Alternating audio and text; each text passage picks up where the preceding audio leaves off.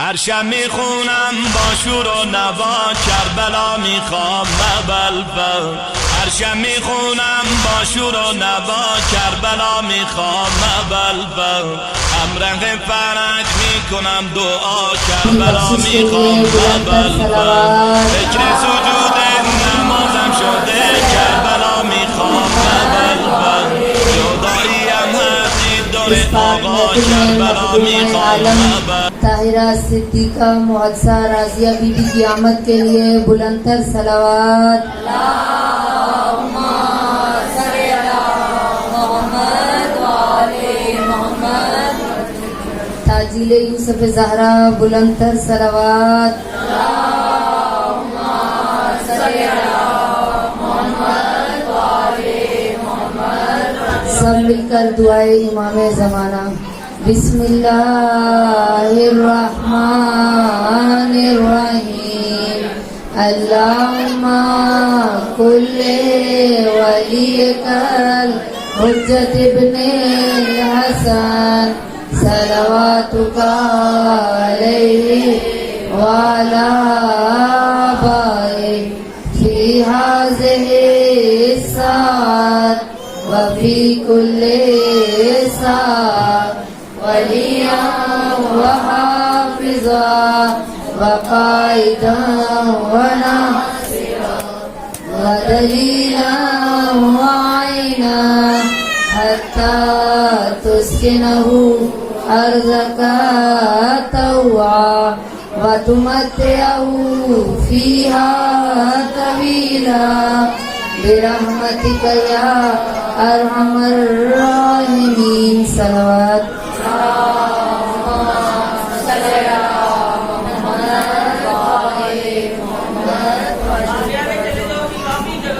اعوذ باللہ من الشیطان الرجیم. بسم اللہ الرحمن الرحیم. رب اشرح لی صدری ویسر لی امری واحلل عقدۃ من لسانی یفقہوا قولی. صلوات.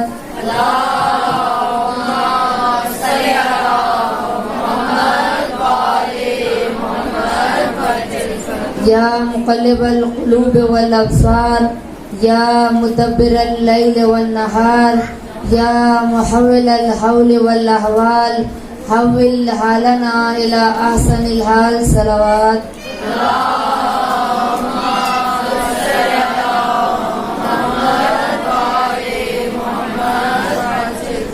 بسم اللہ الرحمن الرحیم.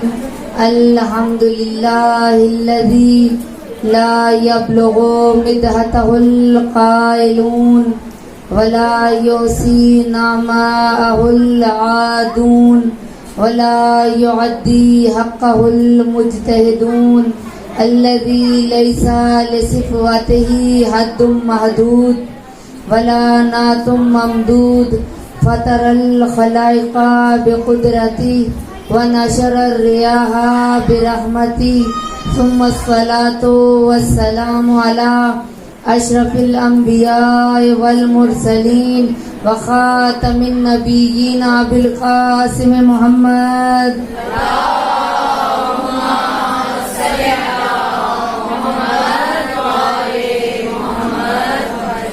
وآل الطيبين الطاهرين المعصومين المظلومين سيما بقية الله في الأرضين صاحب العصر والزمان وخليفة الرحمن امام الانس والجان.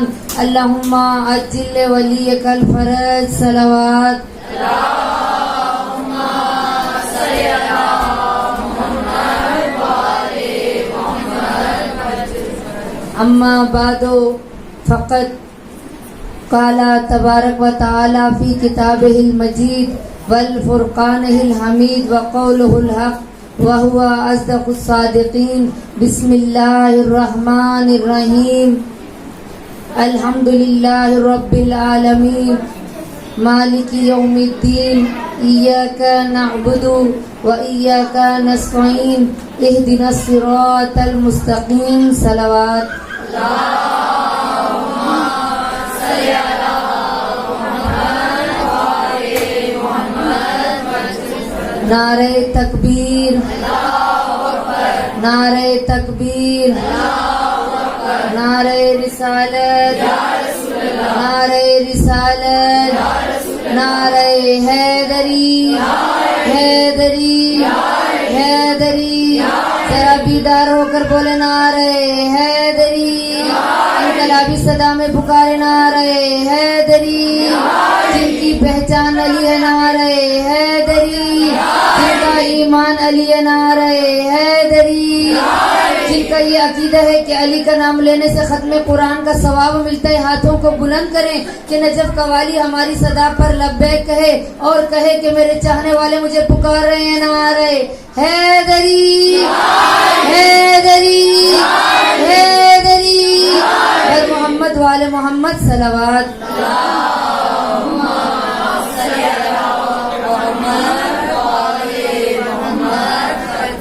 कहा खालिक ने कुछ इस तरह से उतारे हैं मोहम्मद, खालिक ने कुछ इस तरह से उतारे हैं मोहम्मद, हर दौर में हर शख्स को प्यारे हैं मोहम्मद। अक्सर दरे ज़हरा पर जिब्राइल ने ये सोचा, का अक्सर दरे ज़हरा पर जिब्राइल ने ये सोचा, आवाज किसको दूं ये तो सारे हैं मोहम्मद। सलवात पढ़े बर मोहम्मद वाले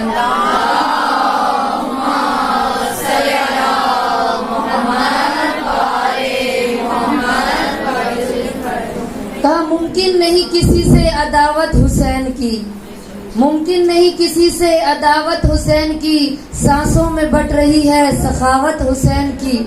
बाजार के हुजूम से कह दो कि चुप रहे, बाजार के हुजूम से कह दो कि चुप रहे, कुरान कर रहा है तिलावत हुसैन की। सलवात पढ़ बर मोहम्मद।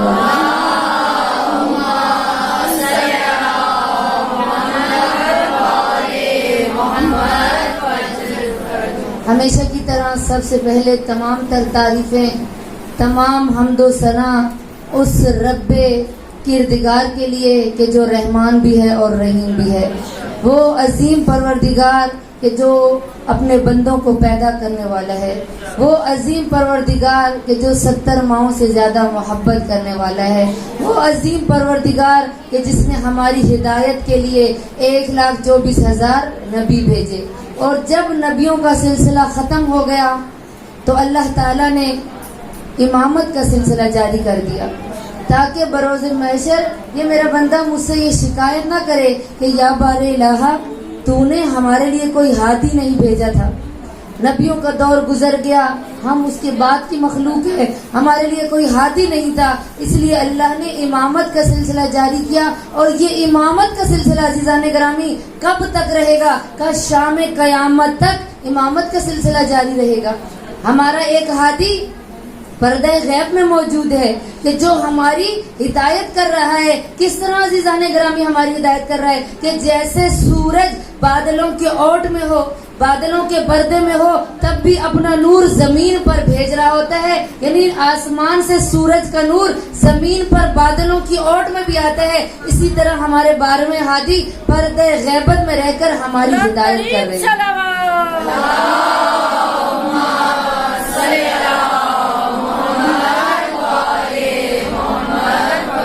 तो अज़ीज़ान ग्रामी अल्लाह ताला ने कुछ इंसानों के लिए वसीले खल्क किए, कहा कि मुझ तक पहुंचना है तो वसीला तलाश करो। कुरान में कहा या अय्युहल्लज़ीना आमनू इब्तगू इलैहिल वसीला, ऐ मेरे बंदो अगर मुझ तक पहुंचना है तो वसीला तलाश करो। जैसे मिसाल दूंगी, हम इधर ऊपर आए तो हमें आने के लिए सीढ़ियों का सफर करना पड़ा। क्यों? सीढ़ियां वसीला थी हमारे यहाँ तक पहुंचने के लिए। इसी तरीके से अगर हम अपनी मंजिल पर पहुंचना चाहते हैं, कमाल पर पहुंचना चाहते हैं, अपना खिलकत मकसद समझना चाहते हैं, तो अल्लाह कह रहा है वसीला तलाश करके मुझसे कुछ मांगना है तो वसीला लेकर आना। खाली आओगे तो मैं तुम्हारे दुआओं को कबूल नहीं करूंगा, तुम्हारी इबादत को तुम्हारे मुंह पर मार दूंगा। मेरे पास आना है तो मुझे पहचानना है तो वसीला लेकर आओ। और फिर ये नहीं अज़ीज़ान ग्रामी कि अल्लाह ने उस वसीले का तारुफ नहीं करवाया, वो वसीला कि जिसका अल्लाह ने तारुफ करवाया उनको पंजतन पाक कहते हैं। کہ یہ پنجتن پاک ایسے تھے کہ جن کا اللہ نے تعارف کروایا. کئی حدیث قصہ میں ان کا جب مرکز ہوا تو حدیث قصہ میں ان کا تعارف کروایا. اگر انہوں نے رکوع کی حالت میں زکوٰۃ دی تو اللہ نے قرآن کی آیت نازل کر کے ان کا تعارف کروایا. اگر ان کے گھر سے روٹیاں کوئی لے کر چلا گیا تو اللہ نے سورہ دہر کو نازل کر کے ان کا تعارف کروایا. عزیزان گرامی، اللہ بارہا ان کا تذکرہ کر کے ان کا بتا رہے کہ ان کا میرے ساتھ تعلق ہے، ان کا میرے ساتھ رابطہ ہے. تو اے میرے بندو، اگر مجھ سے رابطہ کرنا چاہتے ہو، مجھ سے کانٹیکٹ رکھنا چاہتے ہو تو کیا کرو؟ کسی کو وسیلہ بنا کر لے کر آؤ. اور یہ وسیلہ کیا ہے کہ جو حضرت آدم کی اگر توبہ قبول ہوئی تو بھی پنجتن پاک کے صدقے میں. اگر جناب نوح کی کشتی کنارے پر گئی تو بھی کس کے وسیلے سے؟ پنجتن پاک کے وسیلے سے. یہ پنجتن پاک کا نور ایسا تھا، یہ شجر طیبہ ایسا تھا کہ جس کو اللہ تعالیٰ نے حضرت آدم سے بھی پہلے خلق کیا تھا. کہ جب قرآن کی دلیل ہے، قرآن سے ثابت کریں گے ہم اس بات کو کہ یہ شجر طیبہ حضرت آدم سے پہلے تھا. کہ جب حضرت آدم علیہ السلام کو اللہ نے بنایا اور جبرائیل سے کہا جاؤ جبرائیل آدم کو جنت کی سیر کرواؤ. اب جبرائیل چلے، حضرت آدم کو لیا، جنت کی سیر کروا رہے ہیں. جب جنت کی سیر کروا رہے تھے تو حضرت آدم کہتے ہیں میں نے دیکھا کہ ایک ایسا شجرہ ہے، ایک ایسا درخت ہے جہاں سے نور کی لائٹیں نکل رہی ہیں جو بہت زیادہ جنت میں منور ہے. کہا میں اس کی طرف دیکھ رہا تھا، میں نے کہا آدم یہ کس کا نور ہے جو مجھ سے پہلے ہے؟ اللہ تو کہہ رہا ہے کہ اے آدم سب سے پہلے تو میرا خلیفہ ہے، تو سب سے پہلا بشر ہے جو اس دنیا میں آیا ہے. تو مجھ سے پہلے یہ کون ہے کہ جن کو اللہ نے خلق کیا ہے؟ تو حضرت آدم فرماتے ہیں کہ حضرت آدم نے جب یہ کہا تو جبرائیل نے کہا آئیں میں آپ کو تعارف کرواتا ہوں. اور جبرائیل نے تعارف کروانا شروع کیا. کہا یہ جو پہلا حجاب دیکھ رہے ہیں یہ حجاب نبوت ہے، یہ جو دوسرا حجاب دیکھ رہے ہیں یہ حجاب امامت ہے، یہ جو تیسرا نور دیکھ رہے ہیں یہ بھی حجاب امامت ہے، یہ جو چوتھا نور دیکھ رہے ہیں یہ بھی حجاب امامت ہے. جب پانچویں حجاب کی باری آئی جبرائیل خاموش ہو گیا. حضرت آدم نے کہا جبرائیل خاموش کیوں ہو گئے؟ مجھے ذرا اس نور کا بھی تعارف کرواؤ کہ یہ نور کون سا ہے کہ جو حجابوں کے اندر حجاب ہے، پردوں کے اندر پردہ ہے، حجابوں کے اندر حجاب ہے. اتنے پردوں کے اندر یہ کون سا نور ہے جس کو اللہ نے اتنا چھپا کے رکھا ہوا ہے؟ جبرائیل خاموش ہو گئے. حضرت آدم علیہ السلام نے کہا اے اللہ تعالیٰ تو مجھے تعارف کروا کہ یہ کس کا نور ہے. تو اللہ تعالیٰ نے کہا حجاب عصمت ہے نام اس کا، یہ وجہ عین رسول بھی ہے. کا حجاب عصمت ہے نام اس کا، یہ وجہ عین رسول بھی ہے. زمین پہ ہو تو علی کی زوجہ، عرش پہ ہو تو بطول بھی ہے. یہیں سے آغاز ہے امامت، یہیں پہ پنجتن کا خاتمہ ہے. نظر اٹھا کے نہ دیکھ آدم حجاب عصمت میں فاطمہ ہے.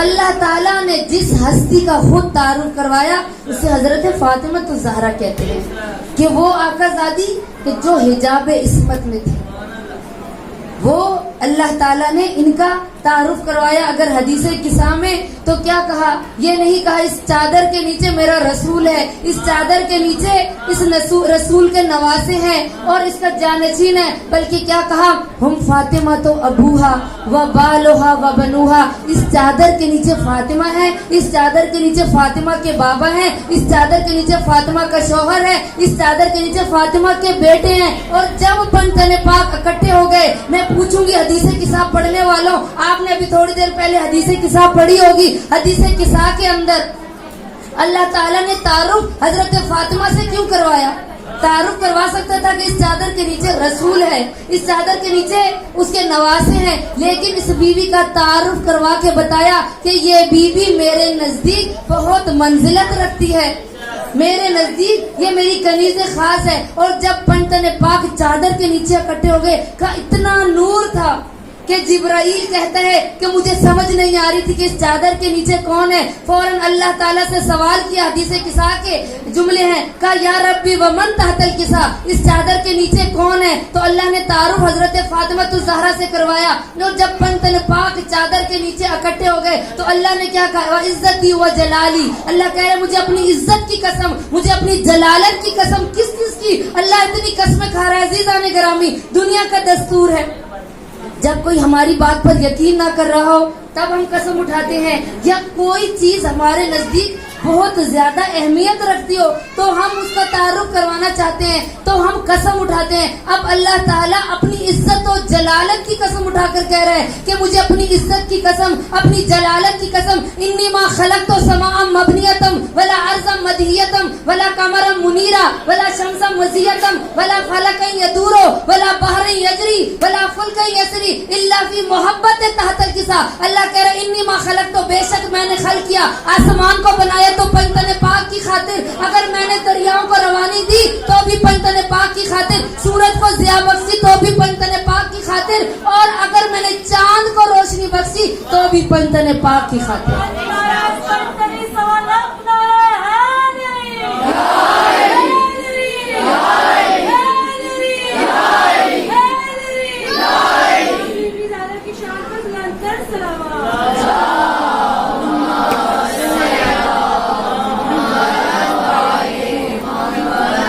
عزیزان گرامی, ہمیں اللہ کے پاس اگر جانا ہے, اللہ کا قرب حاصل کرنا ہے تو ہمیں پنجتن پاک کو وسیلہ بنانا ہوگا, چاہے مجبور ہو کر, چاہے دل سے اقرار کر کے. لیکن بہتر یہی ہے کہ جو نہیں سمجھتے وہ سمجھ جائیں کہ پنجتن پاک کے لیے اللہ نے اس کائنات کو تخلیق کیا, اور یہ پنجتن پاک کہ جن کا پورا قرآن ان کی قصیدہ ہے. کہ دیکھیے کہ جناب علی ابن ابی طالب نے, صاحب نہج البلاغہ نے کہا کہ ایک دن مسجد نبوی میں نماز ادا کر رہے تھے کہ کیا دیکھا کہ دروازے پر مسجد کے دستک ہوئی, اور دروازے سے کون داخل ہوا؟ ایک فقیر آیا, اور داخل ہونے کے بعد اس نے کہا کوئی ہے جو مجھے اللہ کے نام پر کچھ دے دے.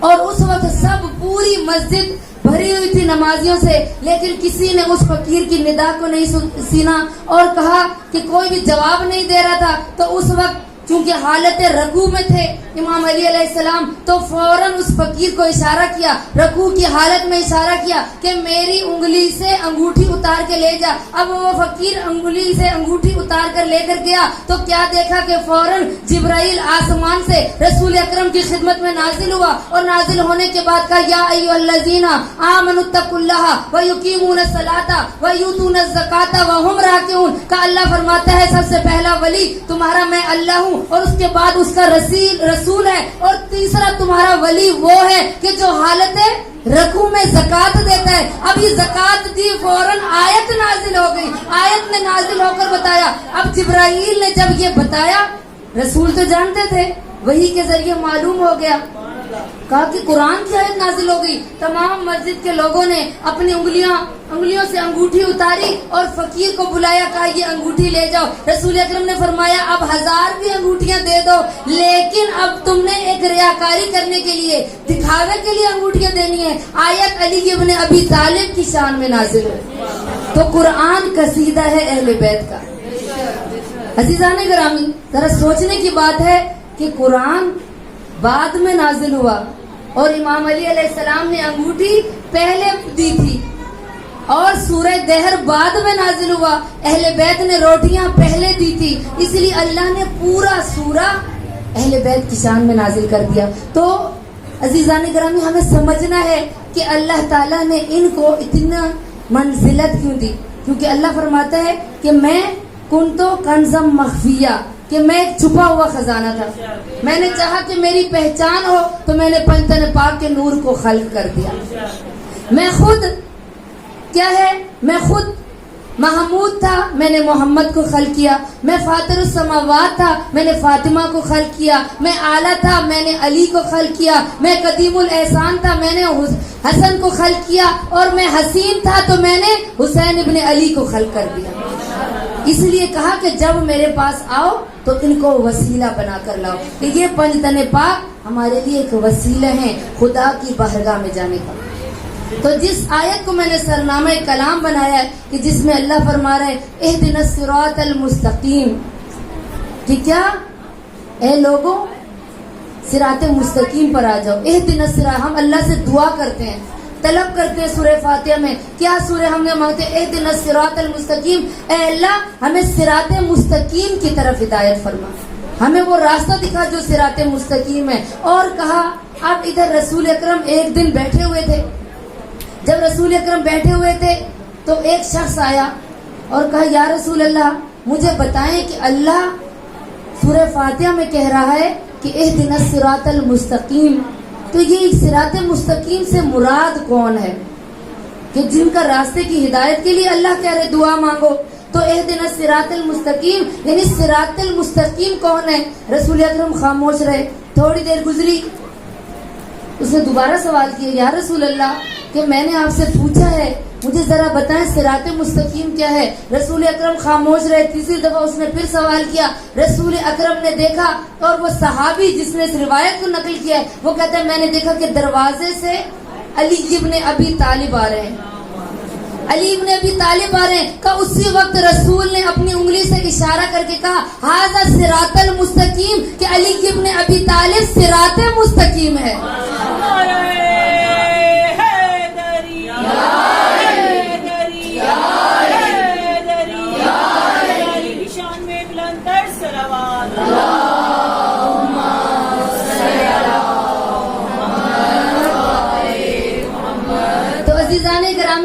کہا کیا ھذا صراط المستقیم، کہ علی ابن ابی طالب صراط مستقیم ہے. اور پھر کہا کہ ساری دنیا ایک راستے پر جا رہی ہو اور علی ابن ابی طالب دوسرے راستے پر جا رہے ہیں، تو یہ نہ دیکھنا کہ زیادہ تعداد ادھر ہے، اگر علی اکیلا بھی جا رہا تو علی کی پیروی کرنا، کیونکہ علی کیا ہے؟ حق کا راستہ ہے. علی صراط مستقیم ہے، علی کا راستہ حق کا راستہ ہے. علی کبھی باطل کا نہ ساتھ دے گا اور نہ ہی باطل والوں کے ساتھ ہوگا. اس لیے علی ابن ابی طالب کو صراط مستقیم کہا گیا کہ وہ صراط مستقیم ہے. اور ہم سورہ فاتحہ میں جو کہتے ہیں اہدنا الصراط المستقیم، کہ یا بار الہ ہمیں صراط مستقیم کی طرف ہدایت کر. اللہ تو ہدایت کر رہا ہے لیکن اگر ہم نے نہ دیکھا تو ہم صراط مستقیم سے بھٹک جائیں گے. اور پورے صراط پر جو ہم نے سامنا کرنا ہے اسی صراط مستقیم کا کرنا ہے. عزیزان گرامی، علی ابن ابی طالب کی ہستی وہ ہستی ہے کہ جس نے ہمیشہ حق کا ساتھ دیا، جس کو کچھ نہیں پتا تھا وہ بھی علی کے دروازے پہ آتا تھا، جس کو کچھ نہیں آتا تھا چاہے وہ اپنی بیٹی سے مسئلہ پوچھتے تھے، چاہے وہ خود جواب دیتے تھے، لیکن جب ان کو بھی کچھ پتہ نہیں چلتا تھا تو وہ علی کے دروازے پر آتے تھے. لیکن تاریخ اٹھا کر دیکھ لیں، پوری تاریخ میں نہیں ملتا کہ علی بھی کسی کے دروازے پر گئے اور سوال کیا ہو کہ مجھے اس بات کا بتا دو، مجھے فلاں مسئلہ نہیں آتا، مجھے اس سوال کا جواب دے دو، وہ مجھے شریعت کا مسئلہ نہیں آتا. کہیں تاریخ نہیں ملتا. تو ہمیں فخر کرنا چاہیے، ہم نے اپنا مرشد اس کو مانا، ہم نے اپنا سردار اس کو مانا، ہم نے علی اس کو مانا ہے کہ جو ہمیشہ حق کا ساتھ دیتا ہے، جو کسی کے دروازے پر جھکتا نہیں ہے، ہمیشہ حق کا ساتھ دینے والا ہے، باطل کو چھٹلانے والا ہے، کہ جس نے اللہ کا سجدہ کیا، جس نے کسی بت پرستی نہیں کی، جس نے کسی بت کو سجدہ نہیں کیا، وہ ہمارا سردار علی ابن ابی طالب ہے.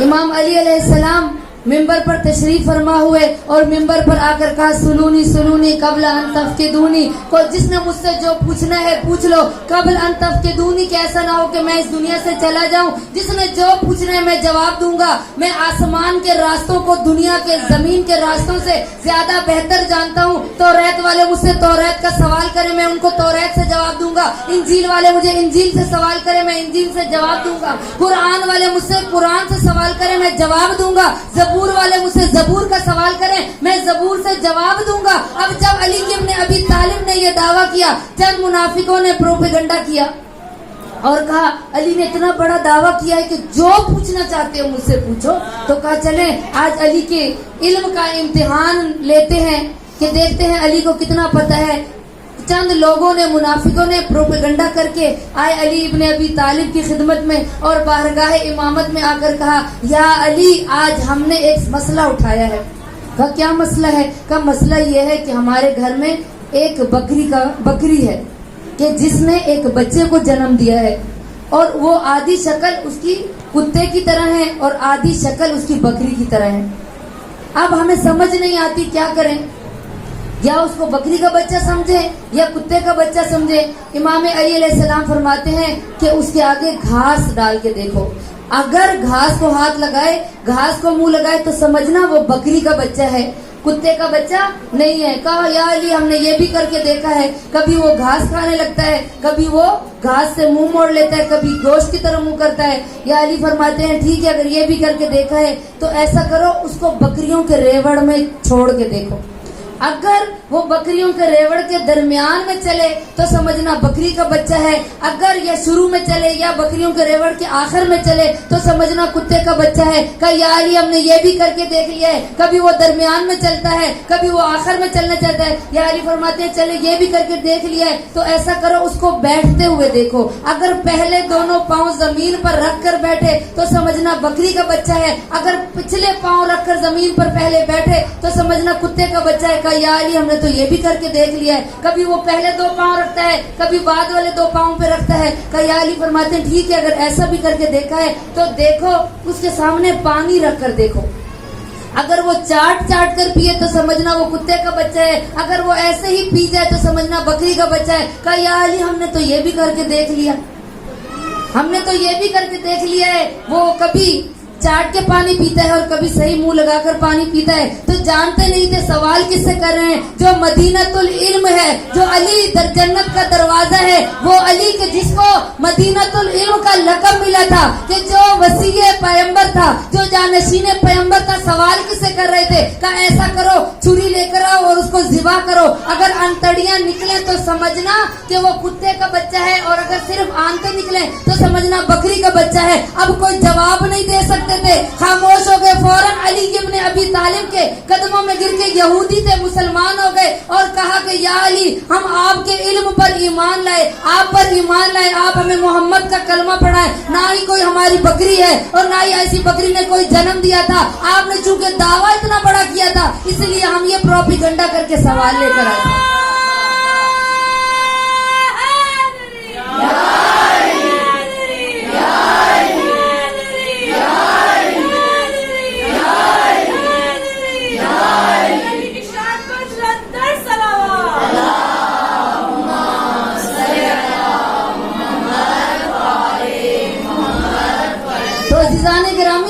بہت دنیا ایسی تھی جو منافقت دل میں رکھتی تھی، بغض علی ان کے دلوں میں پل رہا تھا. ان لوگوں نے بڑے سوال تیار کیے، چونکہ اتنا وقت نہیں ہے کہ ایسے قصے بیان کی کروں تاکہ آپ لوگوں کے ایمان تازہ ہو جائے، آپ کے چہروں پر مسکراہٹ آ گئی، یعنی عبادت ہو گئی. کیونکہ علی ابن ابی طالب کے بارے میں رسول اکرم نے فرمایا تھا اے علی، یا علی یاد رکھنا تجھ سے محبت کرے گا تو وہ انسان کہ جس کا شیر پاک ہوگا، کہ جس کا شجرہ پاک ہوگا وہ تجھ سے محبت کرے گا، اور تجھ سے بغض ہی وہ رکھے گا کہ جس کی طہارت پاک نہیں ہوگی، جس کا شجرہ پاک نہیں ہوگا، جس کی ماں غصبی ہوگی، جس کی ماں کا معلوم نہیں ہوگا، وہی تیرے سے بغض رکھے گا. اے علی یاد رکھنا میں تیرے بارے میں وہ کچھ نہ بیان کر دوں کہ جو عیسیٰ بنی نجارہ کے لیے لوگ جو کہتے تھے، لیکن لوگ تیرے قدموں کی خاک اٹھا کر اپنی آنکھوں پر شفا کے طور پر لگائیں گے.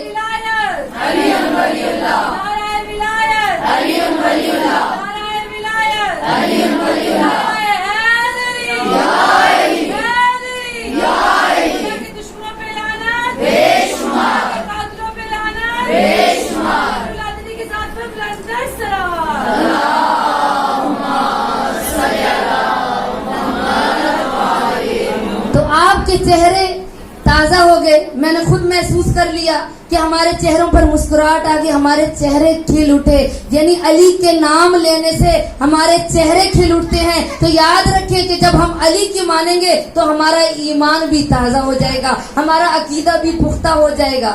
تو عزیزان گرامی یہ علی ابن ابی طالب ہی وہ ہستی ہیں کہ جنہوں نے اسلام پر جب قربانیاں دی تو انہوں نے سب سے پہلے لبیک کہا، کہ جب رسول کو ضرورت پڑی نصرت کی تو بھی علی ابن ابی طالب نے لبیک کہا، جہاں کہیں بھی نصرت پڑی، نصرت کی مدد کی ضرورت پڑی رسول کو تو رسول کی آواز پر لبیک جس نے سب سے پہلے کہا وہ علی ابن ابی طالب ہے، کہ یہ علی ابن ابی طالب کہ جن کے بارے میں کہا کہ اللہ کا نور 3 دفعہ برسا، سب سے پہلے نور اللہ تعالیٰ کا برسا تو قرآن پر برسا، تو وہ قرآن بر گیا کہ جس کے قرآن کا لفظ لفظ پڑھنا عبادت ہے، جس کو دیکھنا عبادت ہے، یعنی قرآن نہیں پڑھ سکتے، صرف نگاہ کریں گے تو بھی عبادت ہے۔ اسی طریقے سے کہا دوسرا نور اللہ کا برسا تو بیت اللہ پر برسا، یعنی خانہ کعبہ پر برسا تو اللہ تعالیٰ نے اس کو بیت اللہ بنا دیا کہ جس کی طرف دیکھنا بھی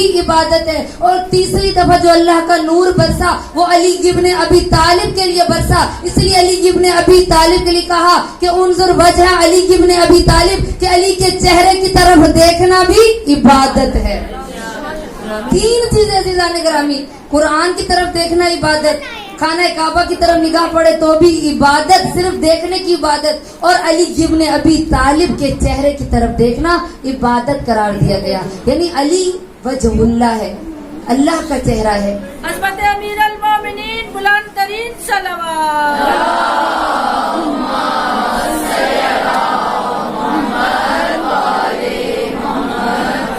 اب علی ابن ابی طالب کے تو فضائل ہم نے سن لیے، اب مولا کے فرمان بھی سنیں۔ مولا کیا فرماتے ہیں؟ کب میرا شیعہ وہ ہے کہ جس کا کردار ہمارے ساتھ ملتا ہوگا۔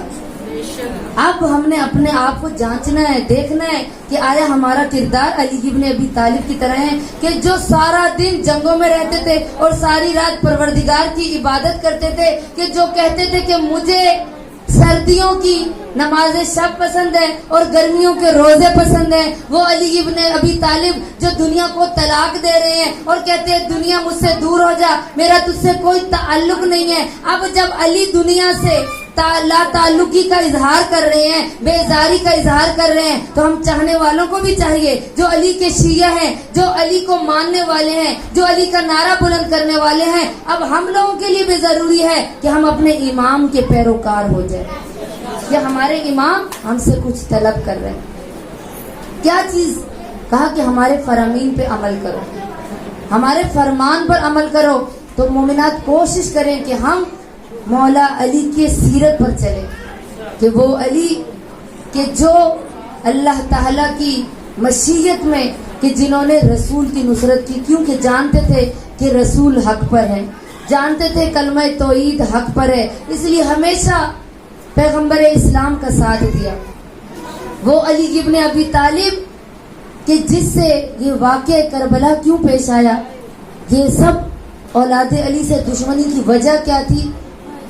کیونکہ علی ابن ابی طالب کے ان کے بڑے بڑے سورما جو مشرک تھے، کافر تھے، ان کو جنگوں میں مارا ہوا تھا۔ ان لوگوں کے اندر، ان کے دلوں کے اندر علی سے نفرت ان کے بچپن سے ان کے دلوں کے اندر ان کے والدین نے ڈال دی تھی۔ اس لیے جو بھی بچہ تھا وہ بڑے ہو کہتا تھا، پوچھتے تھے کیا بنو گے بڑے ہو کر؟ وہ کہتے تھے میں سب سے پہلے بڑے ہو کر علی کو ختم کروں گا، نعوذ باللہ۔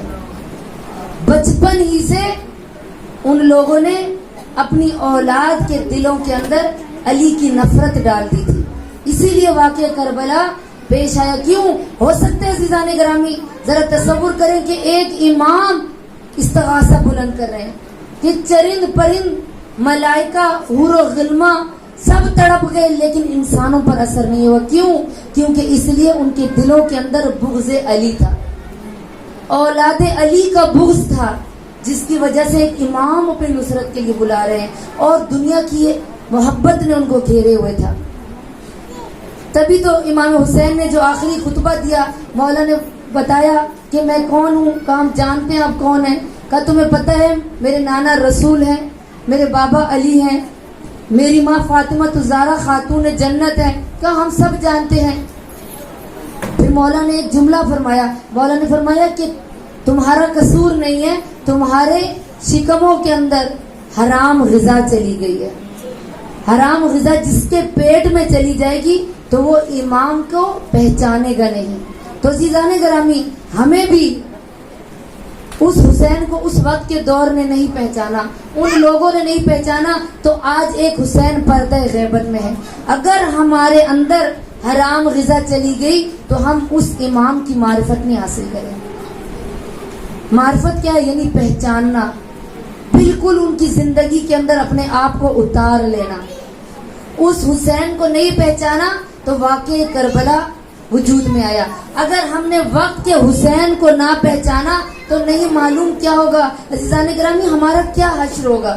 تو ضروری ہے کہ ہم اپنے آپ کو بچائیں حرام غذا سے, حرام غذا سے بچائیں, غیبت سے پرہیز کریں, جھوٹ سے پرہیز کریں. کیوں؟ کیونکہ امام زمانہ کے جو لشکر میں خواتین ہوں گی, جو ایک روایت کے مطابق کہا جاتا ہے 9 خواتین ہوں گی, 313 میں سے 9 خواتین ہوں گی, یا 13 ایک جگہ پہ بھی ذکر کیا گیا, یا 13 خواتین ہوں گی. تو عزیزان گرامی کیا ہم اس میں نہیں ہو سکتے؟ ہو سکتے ہیں, اگر ہمارا کردار زینبی ہو جائے, اگر ہمارا کردار علی ابن ابی طالب کے شیعہ جیسا کردار ہو جائے, اگر ہم حقیقی شیعہ بن جائیں تو ہم اس حسین کی نصرت کریں گے. نہیں تو عزیزان گرامی وہ وقت کے حسین بھی پکارتے رہیں گے لیکن ہم ان کی معرفت نہیں حاصل کر سکیں گے. تو آج واقعہ کربلا جو وجود میں آیا, کیوں؟ اولاد علی سے دشمنی علی کی وجہ سے تھی. آج آپ کو پتہ ہے کہ 13 محرم کا دن ڈھل گیا اور کئی جگہوں پر آج امام حسین علیہ السلام کا سوئم منایا جا رہا ہے کہ 3 دن بے گور و کفن 72 کا لاشا کربلا میں پڑا رہا. کوئی دفنانے کے لیے نہیں آیا, کسی نے نہیں کہا کہ ہم رسول کی امت ہیں, کسی نے یہ نہیں سوچا کہ یہ 3 دن کا بھوکا پیاسا ہے, کسی نے یہ نہیں سوچا کہ یہ فاطمہ الزہرا کا لخت جگر ہے. 3 دن تپتے صحرا کے اندر حسین ابن علی کا لاشا پڑا رہا. اور آخر قبیلہ بنی اسد کی عورتیں کہا کسی کام کے غرض سے مقتل کربلا سے جب گزری تو انہوں نے دیکھا کہ حسین کا لاشا بے گور و کفن پڑا ہے. تو خواتین گھر گئی اور گھروں میں جا کر ان کو شرم دلائی اور کہا کہ تم اپنے کام کاج میں مصروف ہو, وہاں مقتل کربلا میں رسول کے نواسے کا لاشا بے گور و کفن پڑا ہے, جس کا سر بھی اس کے تن کے ساتھ موجود نہیں ہے. قبیلہ بنی اسد کے مرد کہتے ہیں اے خواتین خاموش ہو جاؤ, کیا تمہیں نہیں پتا کہ ابن زیاد نے اپنے سپاہی بھیجے ہیں؟ خواتین کہتی ہیں سپاہی سارے چلے گئے, ہم مقتل کربلا سے ہو کر آ رہی ہیں, آؤ اگر تم دفنانے کے لیے نہیں جاؤ گے نا تو ہم اپنے بچوں کو ساتھ لے جائیں گے اور ہم خود حسین ابن علی کے لاشے کو دفن کریں گے, ہم 72 شہدائے کربلا کو دفن کریں گے. قبیلہ بنی اسد کے لوگوں نے جب یہ دیکھا نا کہ ان کی خواتین باز نہیں آ رہی تو فوراً اپنے غلاموں کو ساتھ لیا, اور غلاموں کو ساتھ لینے کے بعد کوفہ کے راستے میں اپنے غلاموں سے کہا کھڑے ہو جاؤ اور دیکھنا کہ کوفہ سے کوئی ابن زیاد کا سپاہی نہ آئے, ہم جلدی جلدی 72 کو دفنائیں گے. کہ انہوں نے دفنانے کا ارادہ کیا تو یہ کیا دیکھتے ہیں کہ ہر لاشے کے اوپر اس کا سر موجود نہیں ہے. عزیزان گرامی اگر کسی کی پہچان کروانی ہو تو یا اس کے لباس سے ہوتی ہے یا اس کے چہرے سے ہوتی ہے. دیکھا کہ 72 کے تن تو ہیں لیکن کسی کا سر موجود نہیں ہے. پریشان ہو کر آپس میں جب باتیں کرنے لگے نا تو کیا دیکھا کہ کوفہ کی طرف سے گرد و غبار اڑا اور ایک گھوڑا سوار آ رہا ہے. گھوڑا سوار آ کر کہتا ہے اے قبیلہ بنی اسد کے مردوں, میں تمہیں بتاتا ہوں اور تم دفنانا شروع کر دو. ارے اب قبیلہ بنی اسد کو وہ گھوڑا سوار کہتے ہیں کہ ان 11-12 لاشوں کو گنج شہداء میں دفنا دو, اور نہر فرات کے قریب جا کر کہا اس گھوڑا سوار کو. حمید ابن مسلم اس بات کو روایت کرتے ہیں کہ قبیلہ بنی اسد کے مرد کہتے تھے کہ وہ گھوڑا سوار نہر فرات کے قریب گیا اور نہر فرات کے قریب جا کر ارے بازوؤں کو دیکھتا تھا اور کسی کی لاش کو دیکھ کر زاروں قطار رو کر کہتا تھا اور میرے چچا عباس, اور میرے چچا عباس آپ تو اپنی بہن زینب کے پردے کے ضامن تھے, آپ اپنے بازو کٹا کر یہاں سو گئے اور ذرا آ کر اپنی بہن زینب کا حال دیکھے اور جو رسن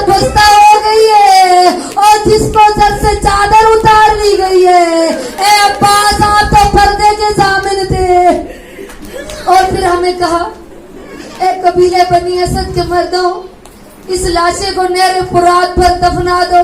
और सारे लाशे कोई हमने गंजे शहीदा में दफना दिए, किसी को हमने नहर फुरात के किनारे दफना दिया। का एक लाशा ऐसा था कि जिसको हम उठाना चाहते थे वो उठता नहीं था, का हमने बहुत कोशिश की वो उठता नहीं था।